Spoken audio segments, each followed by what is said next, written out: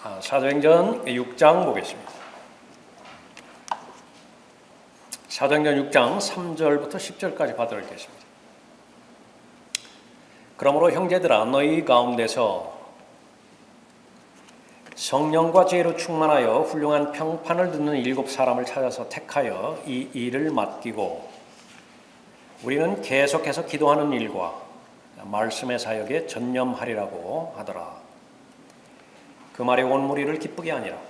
그리하여 그들이 믿음과 성령으로 충만한 사람 스테판과 빌립, 프로코로, 니카놀, 티몬, 파메나와 유대교로 개종한 안티옥 사람 니콜라오를 뽑아서 사도들 앞에 세우니 그들이 기도한 후에 그들에게 안수하더라. 하나님의 말씀이 널리 전파되니 예루살렘에 있는 제자들의 수가 크게 늘었으며 제사장의 큰 무리도 이 믿음에 순종하더라. 스테판이 믿음과 능력이 충만하여 백성 가운데서 큰 이적들과 기적들을 행하더라. 그때에 리버티노의 회당이라 불리우는 회당에 속한 어떤 사람들과 쿠레네인들과 알렉산드리아인들과 킬리키아와 아시아에서 온 사람들 가운데서 어떤 사람들이 일어나서 스테판과 더불어 변론하더라. 그러나 그들은 지혜와 영으로 말하는 그를 당해내지 못하더라.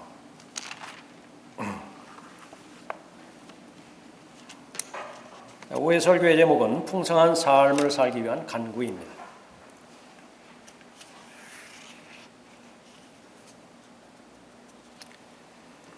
그리스도인의 삶을 요한복음 10장 10절에서는 풍성한 삶을 살게 하기 위한 것이라고 예수님께서 친히 말씀하셨죠. 그 삶을 살 수 있게 가능하게 만드는 주체는 분명 주 예수 그리스도이십니다. 가지만으로는 열매를 맺을 수 없어요. 반드시 나무에 붙어 있어야 열매를 맺죠. 하나님께서 먼저 내 안에서 일을 하셔야, 역사하셔야 그 결과 마음이 변화가 되어지고 삶이 변화가 되어지는 것이죠. 삶의 변화를 풍성한 삶이라고 그렇게 말할 수 있습니다.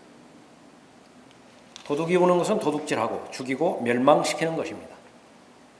예수 그리스도를 믿는 사람은 바로 사탄을 반드시 믿을 수 있어야 되죠. 사탄이 그 자신의 목적을 실행할 때에는 예수 그리스도의 말씀에 따르지 못할 때입니다. 아무리 강력한 사탄이라 하더라도 예수 그리스도의 뜻에 순종하고 예수 그리스도를 따라가는 한 그 사람을 공격할 수는 없어요. 예수님의 목적은 바로 풍성한 삶을 살게 하기 위한 것입니다. 그러한 풍성한 삶을 살게 하기 위해서는 예수님께서는 모든 것을 다 주신 거예요. 그러니까 본래는 예수님 것입니다. 예수님께서는 자신의 모든 것을 다 주셨는데 믿음만 있으면 다 가져갈 수 있어요. 예수님의 생명 어떻습니까? 그러니까 믿음만 있으면 다 가져갈 수 있죠. 그러니까 예수 그리스도를 개인의 구주로 믿으면 돼요. 마음으로 모셔드리면 되죠. 그러니까 영접하면 예수님의 생명을 얻을 수 있습니다. 또 하나님의 은혜는 어떤가요? 역시 마찬가지예요. 은혜와 진리는 예수 그리스도를 통해서 오는 것인데 예수 그리스도를 모셔드릴 때에 영접할 때에 예수 그리스도와 더불어서 예수 그리스도의 생명과 더불어서 그대로 얻게 되어지는 것이죠. 믿음이 필요해요.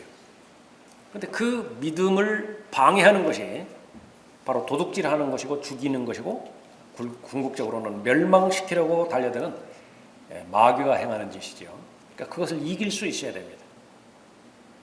그 두 가지가 충족이 됐을 때 예수 그리스도께서는 하나님의 자녀들에게 주시고자 하는 모든 것들을 다 얻을 수 있어요.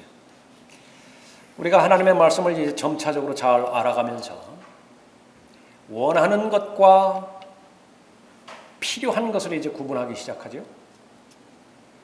어린 시절에는 원하는 것 투성입니다. 모두가 다 원하는 거예요. 근데 다 필요한 건 아니죠. 근데 성장하면서 그 둘 사이에는 점점 간격이 없어집니다. 원하는 것은 다 필요한 것이 된 거예요. 그러니까 하나님께서 원하시는 것은, 필요로 하는 것은 바로 그 필요를 하나님의 자녀가 인식하기를 원하고 절실하게 그것을 구하기를 원하는 것입니다. 하나님께서 제일 성도가 바라기를 원하는 것은 영혼과 관련된 부분입니다. 다가오는 세상과 관련된 모든 부분들을 원하기를, 관심을 갖고 간구하기를 원하는 것이죠. 먹을 것, 입을 것이 없이는 존립할 수 없죠. 우리는 흙으로 만들어진 존재이기 때문에 그렇습니다. 하나님께서 너무나 잘 아세요. 얼마만큼 잘 아시는 것이냐? 머리카락까지 다 세셨다니까요. 그것은 너무나 분명한 사실입니다. 그런데 그 지상에서의 삶을 유지하고 그 필요를 공급받을 수 있는 가장 탁월한 현명한 방법은 무엇이냐 그러면 우선순위에 달려있다고 말씀하시죠. 하나님의 나라, 하나님의 의를 마음 중심에서 결코 이 관심 밖으로 밀어내지 말라고 계속 촉구하시는 것입니다. 먼저 너희는 하나님의 나라를 구하라. 그러면 보장이 되는 것이에요. 먼저 너희는 하나님의 의를 구하라. 하나님의 나라는 하나님의 뜻이 통치하는 나라죠. 그래서 개인은 물론이고 가정도 하나님의 뜻이 통치하면 하나님께서 섭리 가운데서 인도해 주시는 것입니다. 교회는 말할 것도 없고요. 하나님의 피로 사신 교회는 하나님의 뜻에 의해서 시작이 되어지고 진행이 되다가 하나님의 뜻 가운데 들림받아 올라가는 것입니다. 그것이 바로 하나님께서 원하시는 것이에요. 그 원하는 것에 대해서 그만큼 관심을 갖는 사람을 하나님께서는 성숙한 사람이라 그렇게 말씀하시고요. 하나님께서 눈동자처럼 잘 보호하시는 것입니다. 그래서 우리가 하나님의 말씀을 잘 알아가면서 무엇이 하나님께서 가장 원하는 것인가, 또 하나님의 뜻을 기쁘게 해드리는 것인가, 그 부분을 잘 아는 것입니다. 하나님께서 원하는 삶은 아주 넉넉한 삶이에요. 풍요로운 삶이고 강한 삶입니다. 가뭄 끝에 아주 그 전에는 그렇게 풍성한 폭포였는데 아주 쫄쫄쫄쫄 내려오는 폭포 물줄기 있죠? 그러니까 명맥만 폭포 아니에요. 그러나 그런 것은 하나님의 뜻이라고 할 수 없습니다. 직접적으로 가보지는 않았지만 명성으로 많이 들었고요. 또 동영상으로도 봤죠. 나이아가라 폭포. 뭐 그 근처에 가지도 못한다고 하네요. 옷이 다 젖어가지고 그 양으로 보면 얼마나 풍성합니까? 그 세기로 보면 얼마나 강해요. 얼마나 우렁찹니까? 또 소리가 오죽하면은 많은 물소리 같다고 하나님의 음성을 그렇게 묘사를 했겠습니까? 그 그림이에요. 그리스도인의 삶이라고 하는 것은 바로 그 부분입니다. 농부로 말하고 한다면 아주 창고가 아주 미어 터질 정도로 수확을 거두는 풍성한 농부이고요. 군사로 말한다고 한다면 하나님의 전신갑옷으로 무장한 그리스도의 훌륭한 군사죠. 적들이 감히 그 병사의 눈조차 바라보지 못할 정도로 혈기왕성하고 군인 정신으로 그렇게 무장되어 있는 사기가 진작되어 있는 그런 군인을 말하는 것이죠. 그러니까 경주자로 말한다고 한다면 1등과 2등 그 차이가 너무나 벌어져서 차마 그 1등 앞에서 2등이라고 말하기 수치스러울 정도, 그렇게 아주 탁월한 경주자를 하나님께서 원하시는 것입니다. 겨우 연명하는 정도로요. 그냥 그날 생명만 연장해서 죽지 않았다라고 하는 평가만 받을 정도로 그 정도로의 삶을 하나님께서 원하시는 것이 아닙니다. 그야말로 생명력이 흘러넘치고 박력이 있고 영향력이 있고, 그래서 그 사람 옆에만 가면 별 다른 말도 하지 않았는데 그냥 충전이 돼요. 영적으로 충전이 되고 사기가 충전이 되어지고 기분이 전환이 되어지고 그런 그 삶을 그렇게 살기를 원하시는 것입니다. 문자 그대로 그런 삶을 살기 위해서 예수님께서 이 땅에 오신 것입니다. 잔으로 말한다고 한다면 그냥 4분의 1 정도 채워졌다고 해서 만족하는 것이 아니라 꽉 찼고요. 100% 찼어요. 거기에 한 방울 더 떨어뜨리죠. 더 여분의 컵이 더 한 컵 주어지죠.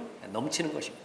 내 잔이 넘치나이다 라고 하는 그런 고백을 할 수 있는 것입니다. 본문 말씀은 지역교회의 이제 그 일꾼들에 관련된 그런 기록이죠. 지역교회는 일이 있고요. 현실적인 일이 있잖아요. 조직체이니까. 유기체이면서 조직체이죠. 실제적인 일이 있는데 그 실제적인 일이 없이는 바로 하나님의 말씀 사역과 또 기도 사역이 진행이 안 되죠. 오늘과 같은 그런 경우만 본다 하더라도 실제적으로 의자가 있어야 여러분들이 앉을 수 있고 또 정리정돈이 돼 있어야 가장 안정된 분위기에서 예배에 또 집중할 수 있죠. 그러니까 많은 사람의 수고가 거기에 수고가 있었던 것입니다. 그러니까 마찬가지로 이 교회에 그런 일들 가운데서 일이 넘쳐나다 보니까 각 성도 간에 불평이 생겼어요. 본문은 이제 구제에 관련된 그런 일들이었는데 이 일뿐만 아니라 많은 그런 그 일들이 있겠죠.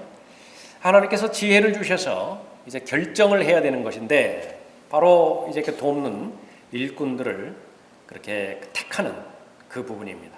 왜 그 돕는 일꾼들이 필요한 것이냐?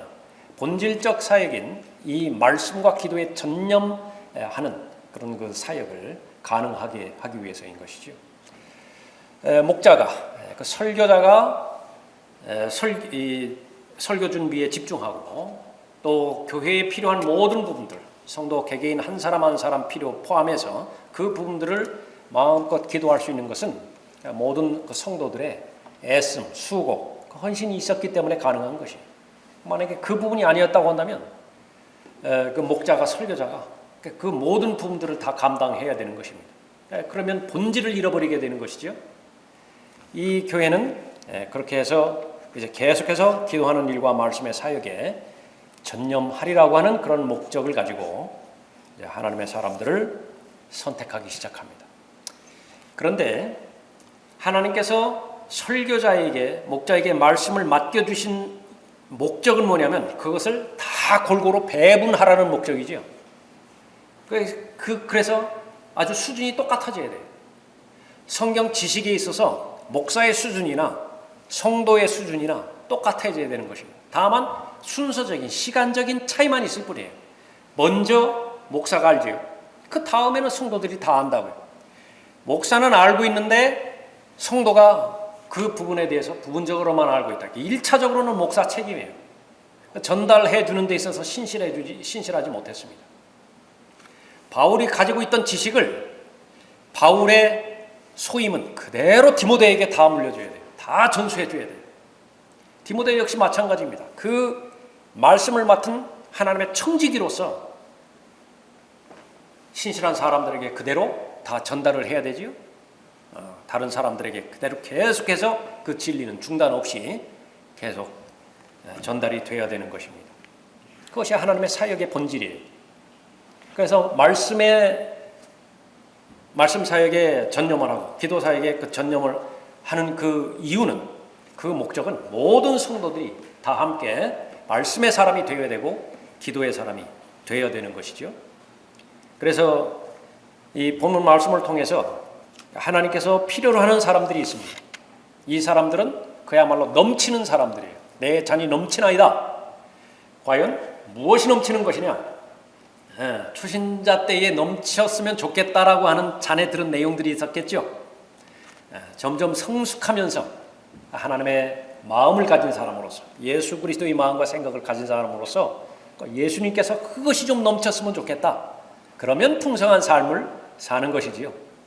그 풍성한 삶, 그 잔이 넘치는 그 삶이 그렇게 다 모든 성도들 안에서 다 발견이 되어지고 또 입증이 되어야 되겠습니다.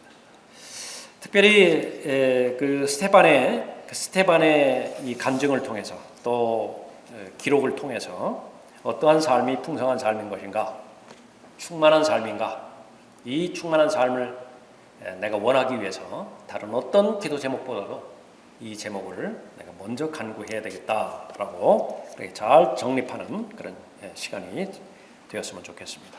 자, 풍성한 삶 간구하기 위해서 무엇을 간구해야 되는 것인가? 첫 번째로는 지혜로 충만할 것을 간구해야 되는 것입니다. 그래서 풍성한 삶을 사는 사람의 특징, 그러니까 지혜로 충만한 것이에요. 3절 보십시오. 그러므로 형제들아 너희 가운데서 성령과 지혜로 충만하여 훌륭한 평판을 듣는 7사람을 찾아서 그렇게 기록하고 있죠. 거기서 보니까 6장 10절에도 보니까 그러나 그들은 지혜와 영어로 말하는 그를 당해내지 못하더라. 무서워하는 것입니다. 지혜로운 사람은 우선 잘 듣는 사람이지요. 어디에 귀를 내어줄 것인가? 그 부분에 대한 분별력이 있는 사람입니다. 가치 있는 내용이다. 잠을 줄일 거예요. 가치 있는 내용이다. 일을 줄일 것이라고. 또 거기에서 그치는 것이 아니라 말하는 데 있어서도 지혜로운 사람입니다. 오전에도 살펴봤던 것처럼 좀 더 들었으면 그러니까 그런 마음의 상태라고. 그러니까 그렇게 말을 하는 것입니다. 말을 길게 하건 말을 짧게 하건 상관이 없어요. 지혜로 충만해서 말하는 사람, 그 사람은 하나님의 인도함을 받는 사람이죠. 풍성한 삶을 사는 그 사람인 것입니다. 그리스도의 말씀이 모든 지혜로 너희 안에 풍성히 거하게 하되, 풍성한 삶입니다. 골로새서 3장 16절 말씀이죠. 여러분의 기도의 제목이 자연스럽게 되죠. 예수님께서 저에게 바라시는 삶은 풍성한 삶입니다. 그것은 아주 힘 있는 삶이고 그야말로 풍부한 삶이고 넉넉한 삶입니다. 그 가운데서 하나님께서는 지혜로 충만한 삶에 대해서 말씀하셨는데 제가 그러한 삶을 살기를 원합니다.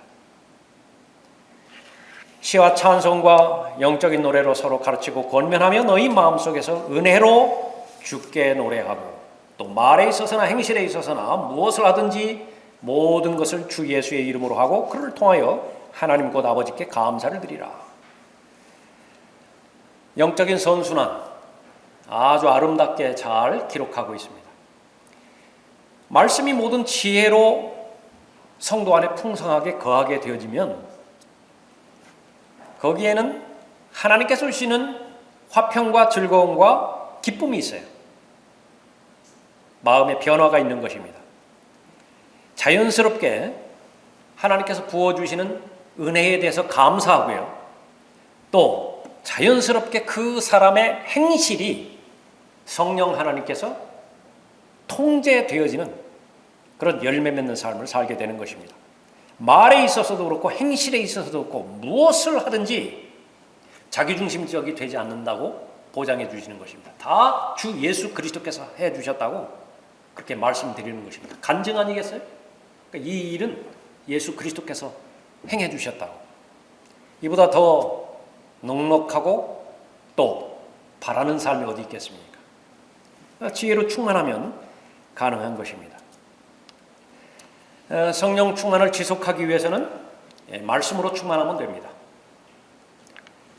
그러면 지혜로 다른 사람들에게 권면할 수 있죠. 자신의 속은 텅 비어 있는데 그냥 지혜로 상담이니 권면이니 그렇게 해줄 수 있겠습니까? 그러니까 한두 번은 그렇게 되는지 모르지만은 그건 불가능하죠. 그 사람에 있는 안에서 열매 맺는 풍성한 삶이 있기 때문에 가능한 것입니다. 스데반은 얼마나 많은 사람들과 교제했겠습니까? 얼마나 많은 사람들 앞에서 가르쳤겠어요? 얼마나 많은 사람들의 기도 부탁을 그렇게 받고 같이 중보기도 했겠습니까? 그러니까 한 사람도 의미 없는 사람이 없었겠죠. 비록 그 생애는 짧게 끝났지만, 그러니까 순교로 마감을 했지만 만나는 한 사람 한 사람마다 그 스데반 안에 있는 그런 지혜, 스데반뿐만이 아니죠.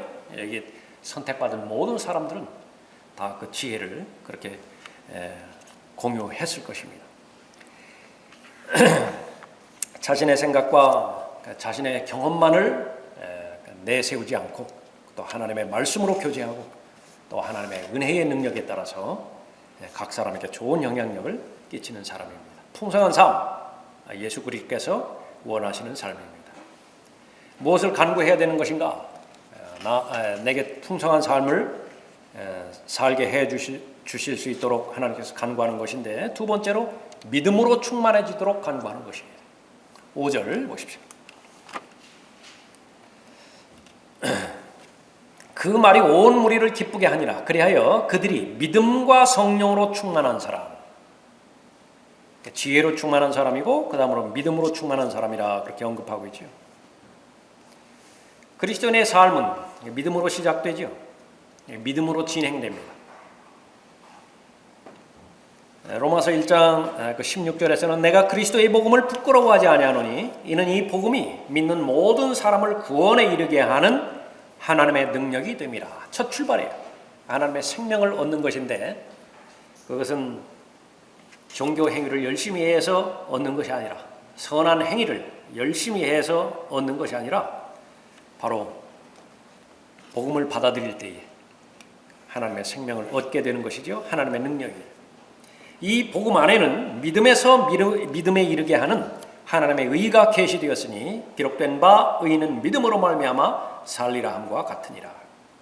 믿음은 어디에서 시작되는 것이냐 그러면 가장 작은 믿음이에요. 겨자씨 하나를 한번 그려보십시다. 거기서부터 출발하는 거예요. 예수 그리스도께서 하늘에 밀러 오셨죠. 은혜와 믿음을 통해서 완전한 구원과 영원한 구원의 보장을 마련해 주신 것입니다. 그것을 최소한의 믿음이라 그렇게 볼 수 있어요. 그것으로 시작해서 믿음이 계속해서 성장하는 것은 이제 그 믿음에서, 최소한의 믿음에서 하나 더 보여주실 것이라고, 하나 더 요구하실 것이라고. 하나님께서 허락해 주신 그 경험이 있었기 때문에 하나님을 신뢰하는 것입니다. 사람도 마찬가지죠. 사람들과 관계가 계속 깊어지는 것은 신뢰가 쌓인다라고 하는 것을 말하는 것인데, 지금까지 나한테 말했던 모든 것들을 그 사람이 지켰다고요. 그 약속을 지켰다고요. 다음번에 약속하면은 그 약속도 지킬 거예요. 그러니까 내가 믿을 수 있죠. 그러나 어렵게 만드는 것은 지금까지 믿었는데 지금 한 약속을 어겨버렸어요. 그럼 이제 그때부터 조금 어렵죠. 그러나 보통의 경우는 어떻습니까? 그러니까 지금까지 형성된 신뢰가 그것을 한번 용납하게 해주는 거예요. 그러나 이제 반복이 되어지면 다 깨져버릴 것이에요. 아무리 신실한 사람이라 하더라도 그것이 영원토록 보장된다라고 하는 보장은 없습니다. 그러나 예수 그리스도는 사람이 아니시기 때문에, 하나님이시기 때문에 그 부분에 있어서는 결코 실패하지 않습니다. 모든 부분들은 다 흔들려요. 흔들릴 수밖에 없습니다. 견고해 보이는 땅도 흔들리죠. 천체도 다 흔들려 버린다고요. 그러나 흔들릴 수 없는 왕국이 바로 예수 그리스도께서 직접 통치하시는 왕국이죠. 그러니까 견고한 왕국이에요. 예수 그리스도로 말미암아서 형성된 믿음, 그 믿음은 계속해서 믿음에서 믿음에 이르게 하는 하나님의 의가 계시된다, 그렇게 말씀하고 있습니다. 나는 믿음으로 충만한 사람인가? 처음부터 점검해 보기 시작하죠. 성경은 처음에 부끄러움의 문제를 다루고 있습니다. 내가 그리스도의 복음을 부끄러워하지 아니하노니. 처음부터 부끄러워하지 않은 사람이 있을까요? 특별한 경우 제외하고서는 다 부끄러워했다고요.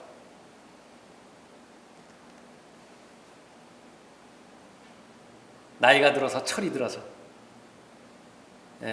어머니의 그 은혜에 대해서 그렇게 감사하고 고마워하죠. 처음부터 그랬나요? 어머니가 아주 부끄러울 경우도 있었다고.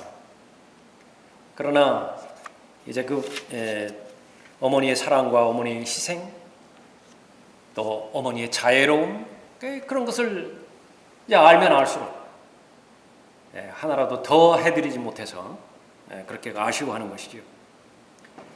왜 복음을 부끄러워하는 것인가? 유대인들로부터 환영받지 못하기 때문에 그래요. 복음을 견지하는 한 헬라인들로부터 배척당하기 때문에 복음이 부끄러운 것입니다. 우리는 십자가에 못 박히신 그리스도를 전파하노니 이것이 유대인들에게는 거치는 것이 되고 헬라인들에게는 어리석은 것이 되지만 사실이에요. 그거는. 그러나 부르심을 받은 사람들에게는 유대인들에게나 헬라인들에게나 그리스도는 하나님의 능력이요 또 하나님의 지혜니라. 사람들이 무지한 가운데서 오판하는 것이 이제 안타까울 뿐이죠. 자신의 끝이 어떻게 종결되는지를 몰라요. 결국은 자신의 죄 때문에 죽을 것이고 죽음으로 끝나는 것이 아니라 죽은 다음에 이 지구상에 살았던 모든 것들을, 모든 행위들, 심지어는 마음의 상상들, 생각들, 그 모든 부분들이 다 공개적으로 드러나서 다 결산하게 될 것이라고요. 무서운 자리예요. 두려운 자리예요. 그것이 펼쳐질 텐데 그것이 다가오는 것을 알지를 못하는 것입니다. 사명을 가지고 책임감을 가지고 그 일깨워주겠죠. 하나님의 능력을 아는 사람입니다. 예수 그리스도는 우리를 부끄러워하지 않으시죠. 아무리 믿음이 연약한 자라 하더라도 부끄러워하지 않으세요. 거룩하게 하시는 분과 거룩하게 된 사람들이 모두 한 분으로부터 나왔으니 그러므로 주께서 그들을 형제라 부르기를 부끄러워 아니하시고. 그런데 구원받은 그 하나님의 은혜를 받은 사람들은 그 예수 그리스도를 부끄러워할 수 있다라고 하는 것이죠. 히브리서 11절에서 이제 그들이 사모하는 것은 더 좋은 본향 곧 하늘에 있는 것이라. 그러므로 하나님께서는 그들의 하나님이라 불리는 것을 부끄러워하지 아니하시니 이는 그들을 위하여 한 토성을 예비하셨습니다. 그래서 말씀하시는 것은 나는 절대로 부끄러워하지 않는다. 풍성한 삶을 살기 위해서는 하나님으로부터 흘러나오는 지혜와 진리를 공급받아야 되는데 그 비결은 시인해야 돼요. 하나님을 시인할 수 있어야 된다. 그런데 부끄러워서 하나님을 시인하지 못하죠. 그러면 하나님의 은혜와 하나님의 진리는 차단될 수밖에 없습니다. 자기 힘으로 이제 그 다음에 살아가야 되는 것이에요. 그래서 아주 강력하게 경고성으로 말씀하시는 것입니다. 나를 부끄러워하면 안 된다고. 그러므로 누구든지 이 음란하고 죄 많은 세대에서 나와 내 말들을 부끄럽게 여기면 인자도 거룩한 천사들과 함께 자기 아버지의 영광으로 올 때 그 사람을 부끄럽게 여길 것이라. 이해는 이로 대하겠다. 그렇게 말씀하시는 차원이 아니라 이 사람 가운데서 한 사람도 나를 부끄러워한 사람이 없기를 바란다. 그러나 이 말은 사실이죠. 지금 이 시대에 예수 그리스도를 시인하면은요, 우리는 이제 영접하시잖아요. 하늘로 영접하시잖아요. 그리스도의 심판석을 거쳐서 이제 천년왕국이 실현이 되어지는 것입니다. 그때에 바로 예수 그리스도께서 우리가 신실하게 예수 그리스도를 섬겼던 부분, 희생했던 부분들, 헌신했던 부분들을 다 시인하는 것이에요. 상과 유업과 보상으로 그렇게 보상하시는 것이죠. 동역자를 부끄러워하지 말아야 됩니다. 동료들이죠. 믿음의 동료들. 그러므로 너는 우리 주의 증거나 그의 죄수된 나를 부끄러워하지 말고, 친구라고 있는데 죄수가 돼서 감옥에 갇혔어요. 그것을 다른 사람에게 어떻게 말할 것이냐? 바울이 권면하는 것입니다. 세상 일하다가 세상 일에 연루돼서 감옥에 갔다라고 한다면 그런 말 안 하는 거예요. 하나부터 열까지 예수 그리스도로 인해서 그리스도를 위한 고난으로 그 결과 내가 감금되게 되었죠. 그러니까 전혀 부끄러워하지 말라. 너 역시 마찬가지라. 형편이 어떠하든지 간에 가진 것을 본다든지 지금까지 배운 것을 본다든지 아니면 사람들과의 관계 속에서 그 위치를 본다든지 어느 걸 하나 내세울 것이 없다고 가장 절대로 부끄러워하지 말라. 그것은 세상의 견지에서 바라본 것이고 모든 것을 가장 정확하게 진리의 기준으로 판단하신 그분께서 보실 때는 너보다 더 높일 사람이 없다라고 그렇게 말씀하는 것이죠. 예수 그리스도와 동행한 사람의 특권입니다. 예수 그리스도를 부끄러워하지 않은 사람의 특징이죠. 좋은 동료들 주셨고 더 좋은 동역자들을 허락해 주신 것입니다. 사람의 본능은요, 옛사람의 본질은 예수 그리스도를 부끄러워합니다. 옛사람의 본능은 그 예수 그리스도의 복음을 증거하는 동역자들을 부끄러워해요. 여기서 제외될 사람은 아무도 없습니다. 이것을 해결할 수 있는 방법은 성장하는 것이에요. 그럼 어떻게 성장하는 것이냐? 들음으로써 성장하는 것이에요. 믿음이 더 형성이 되어지죠. 그래서 모두가 다 복음을 맡은 청지기로서 신비를 맡은 청지기들이죠. 그 일들을 수행할 때에 풍성한 삶을 잘 살 수 있는 것입니다. 예수 그리스도께서 이 땅에 오신 목적은 하나님의 생명을 얻고 거기서 끝나는 것이 아니라 풍성한 삶을 살게 하기 위해서 오셨어요. 그 삶은 잔이 넘치는 삶입니다. 풍족한 삶이에요. 아주 넉넉한 삶이죠. 필요한 것은 하나님 앞에 간구를 해야 됩니다.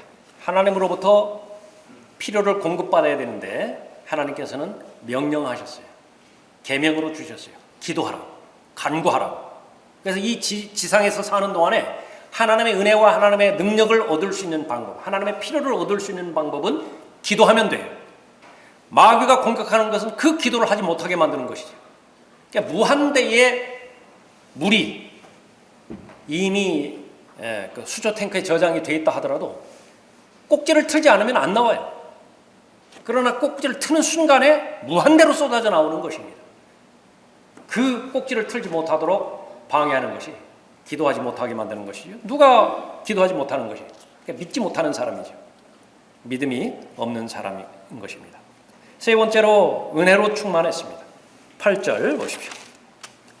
스데반이 믿음과 능력이 충만하여 백성 가운데서 큰 이적들과 기적들을 행하더라. 하나님의 은혜죠. 그 하나님의 은혜는 어떤 형태로 나타나는 것이냐면 능력의 형태로 나타납니다. 하나님의 능력이요. 그 상태에서는 도저히 웃을 수 없는 상태라고요. 그런데 웃을 수 있는 능력이 있어요. 그런 상태라고 한다면 도저히 잠이 안 올 상황이에요. 그런데 깊은 잠에 빠져들었다고요. 얼마나 깊은 잠에 빠졌습니까? 막 천사가 와가지고 쳐야 겨우 이렇게 세울 정도로 깊은 잠에 빠졌다고. 내일이면 죽을 사람이. 하나님의 은혜의 능력이죠. 은혜는 전혀 받을 자격이 없는 자에게 하나님께서 거저주시는 하나님의 은총이죠. 하나님의 호의예요. 하나님의 선물, 모든 선물은 하나님의 은혜의 형태로 주어졌습니다. 하나님 앞에 감사드리는 것입니다. 하나님으로부터 은혜를 받은 사람의 자연스러운 특징은 하나님 앞에 감사를 드리는 거예요. 복음을 은혜의 복음이라고 말하죠. 그것이 나에게 은혜의 복음이 되었다라고 하는 내면적인 증거가 무엇입니까? 그 은혜와 똑같은 말이 내 쪽에서는 감사의 반응이에요. 그런데 은혜의 복음을 통해서 내가 구원받았다라고 하는데 계속 무덤덤하다. 표현이야 그렇다 하더라도 내 안에서도 계속 무덤덤하면 어떻게 되는 거예요? 의심해 봐야 돼요. 하나님께서는 분명하게 구원받았다라는 사실보다 더 큰 사실이 없다라고 말씀하시는 것인데 하늘에서 가장 기뻐할 일은 한 사람의 잃어버린 혼이 복음을 통해서 구원받았다라고 하는 사실이 전달되어졌을 때 하늘에서 가장 큰 기쁨이 있다고 하는데 나는 별로 기쁘지도 않아요. 처음에는 그럴 수 있을지 모릅니다. 그러나 그 상태가 계속 유지가 된다고 한다면 다시 한번 생각해 볼 수 있어야 되죠. 그러나 풍성한 삶을 사는 사람, 은혜로 충만한 사람입니다. 여러분 가운데 혹시 하나님의 말씀으로 하나님과 교제하고 삶의 필요들 포함해서 하나님의 진리의 말씀을 살펴봤을 때 구하라고 하나님께서 말씀해 주시는 부분이 있죠. 그것을 구하는 데 있어서도 전혀 은혜를 경험하지 못하겠다. 그러면 진지하게 하나님 앞에서 그 사실을 있는 그대로 말씀드리십시오. 내가 하나님의 말씀을 봤는데 다른 사람들은 다 꿀맛이라고 하는데 다른 사람들은 다 순수한 말씀에 저지라고 그렇게 고백을 하는데 제 경우는 그렇지가 않습니다. 정직하게 말씀드려야 되니까 어디에 문제가 있습니까? 자백하지 않은 죄가 있습니까? 헌신하지 못한 그 부분에 있는 것입니까? 아니면 마귀가 넣어주는 의심의 씨를 내가 받아버려서 그것이 쓴 뿌리로 내려버리는 것입니까? 그것이 진지하고 정직한 기도라고 한다면 성령 하나님께서 반드시 가르쳐 주시고 해결해 주시는 것입니다.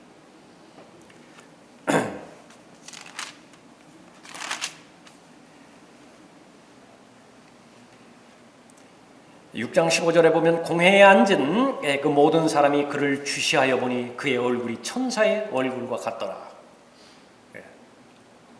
지각을 초월하는 하나님의 평강으로 하나님께서 역사하시는 그 능력이 얼굴 세계도 그대로 나타나는 것을 그렇게 볼 수 있죠.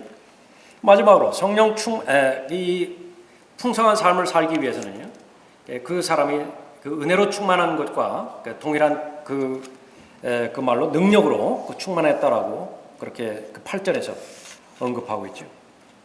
스테판이 하나님의 말씀을 그 말씀으로 인해서 하나님의 능력으로 무장해서 설교하고 또 가르치고 하나님의 맡겨주신 사역을 감당했을 때 기적들과 이적들이 일어났습니다. 능력 있는 삶이지요.